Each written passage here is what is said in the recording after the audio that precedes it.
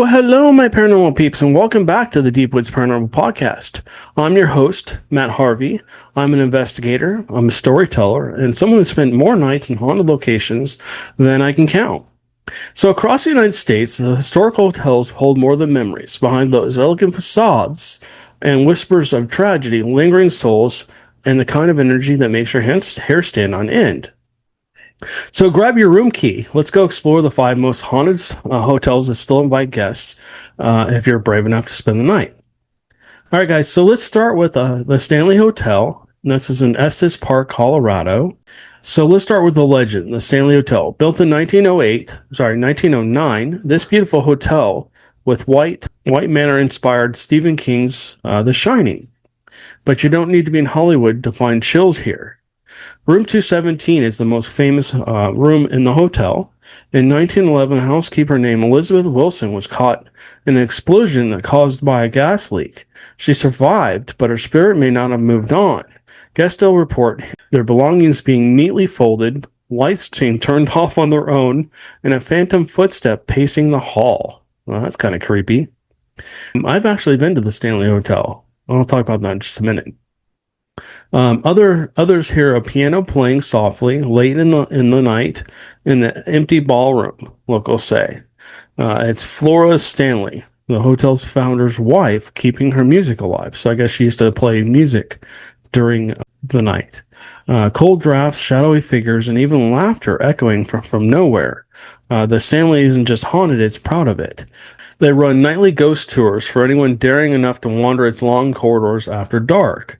So if you remember in The Shining, the little kids, actually, supposedly Stephen King supposedly saw that, something like that, and that's possibly what triggered that for him. There's a lot of ghosts that actually haunt the location, from what I understand. And, if you've seen the shows, you know that there's quite a few paranormal teams that have investigated there. So my question to you is, have you investigated the Stanley Hotel? Amanda and I don't think Amanda and I have ever actually stayed there, but I stayed there with my parents when we actually went skiing one year up there, one winter, during winter break or whatever. And I didn't really feel very comfortable in that hotel. I was only like 8 or 9 maybe at that point in time. I don't remember a lot about it. I do remember that hotel just creeped me out. But it's a beautiful hotel. I mean, not every room's haunted and everything, but if you get a chance, I would go check it out. All right, so let's talk about the Crescent Hotel and Spa in Eureka Springs, Arkansas. This was built in 1886. So if the Stanley Hotel is spooky, the Crescent Hotel is a pure nightmare fuel. In the 1930s, a man named Norman Baker bought it and turned it into a cancer hospital. Oh boy. He claimed he could cure anyone without medicine, without surgery, but patients never left. When investigators excavated the grounds, later that year, they found jars filled with human remains and tissue samples, horrifying proof of his crimes. So it sounds like he was actually operating on people and probably killing them and basically just doing autopsies on them. Today, guests report seeing apparitions of patients in hospital gowns, ghostly nurses pushing gurneys, and lights flickering in the old treatment room. One guest left coins on a dresser overnight. By morning, they were perfectly rearranged in a neat triangle. Interesting. The Crescent calls itself America's most haunted hotel, and it might just be right. So I've actually never been to the Crescent Hotel. It sounds like a very creepy hotel. Imagine, I've spent, unfortunately, many nights in hotel rooms. I mean, in not only hotel rooms, but also in old hospitals where things have happened. You hear like people talking and whispering and stuff like that. And, like I said, I've been through many, many hotels in my life, and probably thousands actually through my paranormal journey. But I mean, I can't imagine staying in a room where somebody was being operated on, and imagine what was going through those people's minds as he was basically doing what he was doing. I'm not going to even get graphic here because we might have kids listening, But imagine you're being basically autopsied while you're probably either slightly asleep or hopefully not awake, right? That would cause just automatic trauma. And for somebody to take your life so soon um, is just amazing. If I remember right, he had all kinds of. I've actually seen a special on this.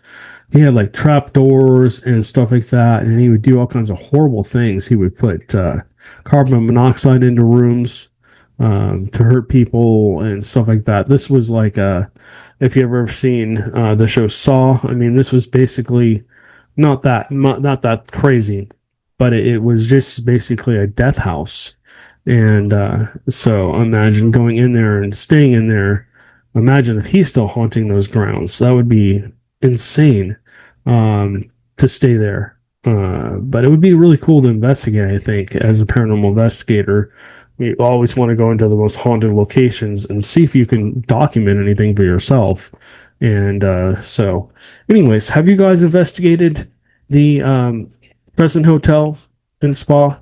What did you experience? Leave a comment down below. We'd love to hear about it. All right. So, next location, the Omni Park House in Boston, Massachusetts. Our next, so this is where history and hauntings walk hand in hand. Founded in the 1850s by Harvey Parker. This elegant hotel once hosted Charles Dickens, J.F. Kennedy, and dozens of other American icons, but it's not the famous living guests that make it legendary. Floors 9 and 10 are home to flickering lights, sudden temperature drops, and the ghost of Parker himself checking on guests long after death.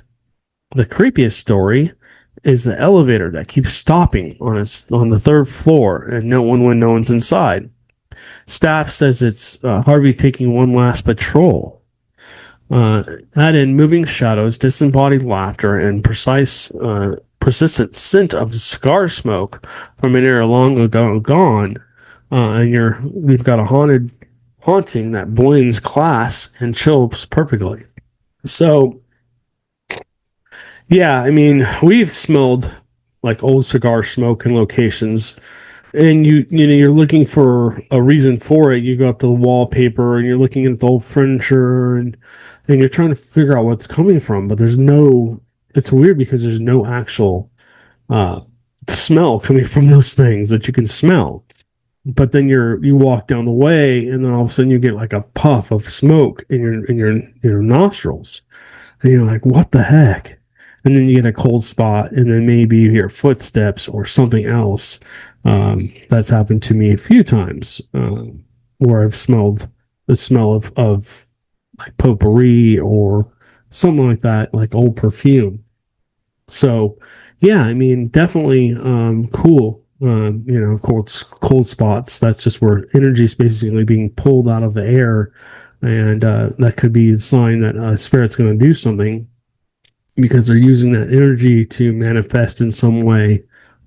At that point, you might get an EVP, you might get something coming through a ghost box or spirit box. You might get, an apparition caught on camera. You might get movement. You might see a shadow.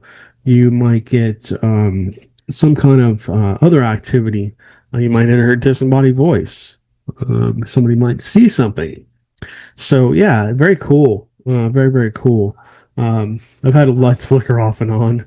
That's creepy. I'll tell you what.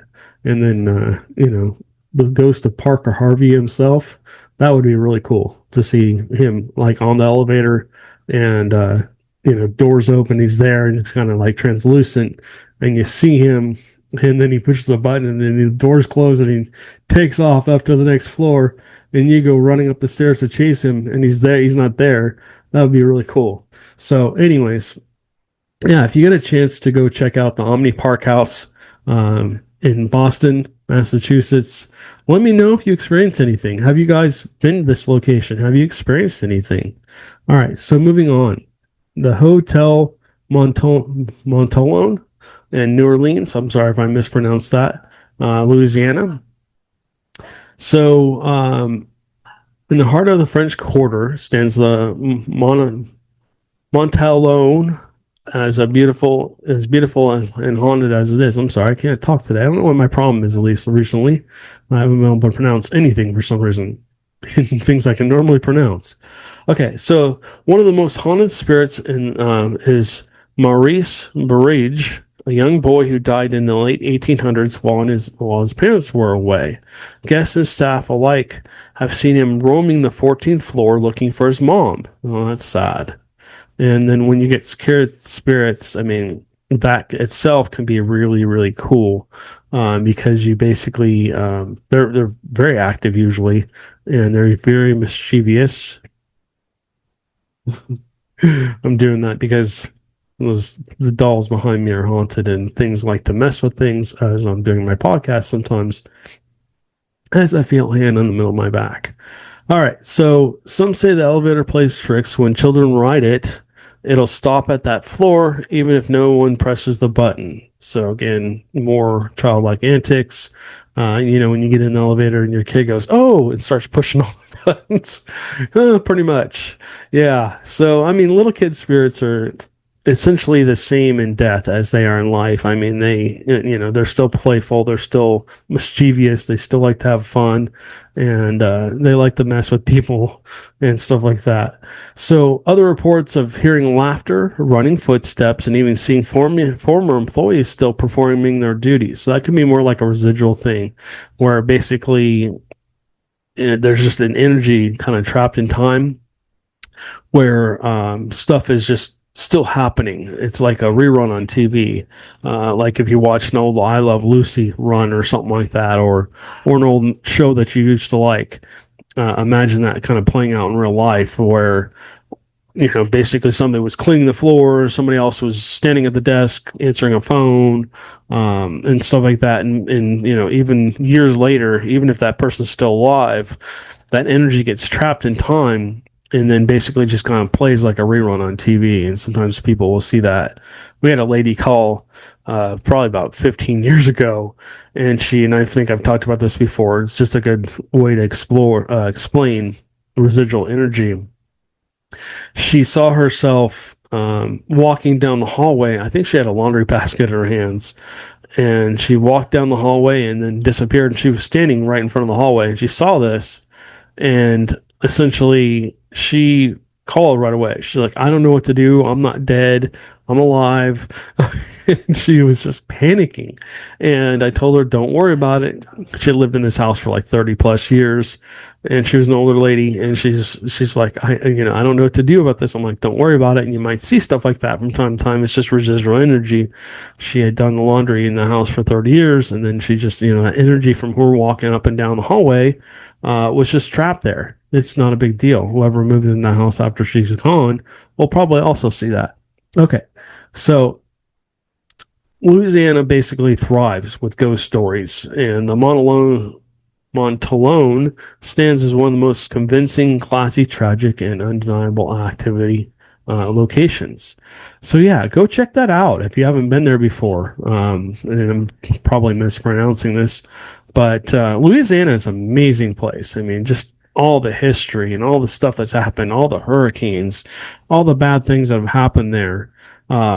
Just basically have caused that location to be haunted. I mean, if you think about all the stuff that's happened in Louisiana and in Texas too, but Louisiana is one of those places where it probably holds a lot of energy. There is, it's basically at sea level or below in most places until you get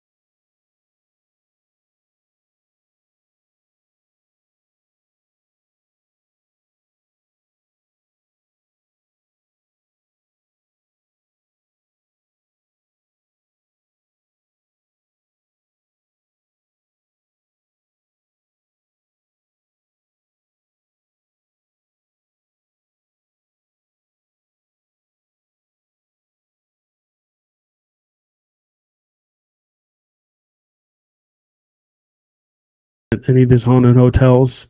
All right, guys, we will catch you guys on the next one.